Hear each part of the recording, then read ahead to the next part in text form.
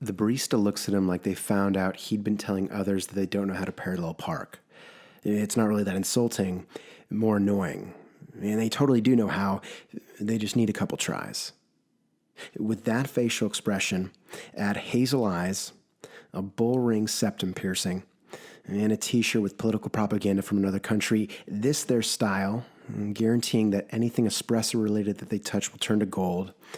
And they're also capable of publicly shaming you for not having a stainless steel straw. He planned on staying a while. He had some ideas he wanted to build on, with an iced Americano and what could have also been used to hold the whiskey that would follow the Valium down the throat of a 1950s working man. He retreated to the back corner of the shop and locked down a circular table with a stool. A stool? He couldn't wrap his head around. Why stools? Possibly looking at it from the wrong angle, but who goes to a coffee shop to work on their posture? He goes there to fuel creative output. And any creative output session is going to result in him leaning back in a chair, exhaling, running both hands through his hair, then down his eyes. A sniffle then met with his right index finger and thumb, taking away any nostril residue.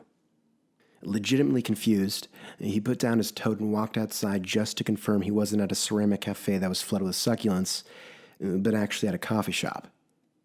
And yes, he was. How weird. What angle are they working? What do they have to gain by putting stools in their space? Is this a trend on TikTok? He hasn't hopped on that platform yet. Maybe he's missing something. Did a local painting studio go out of business? Leaving 12 stools on the side of the road with a piece of 8.5 by 11-inch Xerox paper attached to one reading, free. His lower back starting to fizz due to the poor excuse for his seat. Now searching his toe for bareback and body as if he was a 45-year-old Little League coach throwing pregame BP. Who's he kidding? He's 24, and if he knew what radio station NPR was on, he might listen to it. All he has is CBD, but he left it back at his apartment. Licking his wounds, he sits up straight and tightens his core.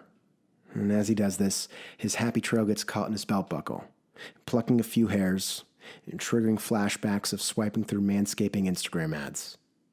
He thinks to himself, one of those days.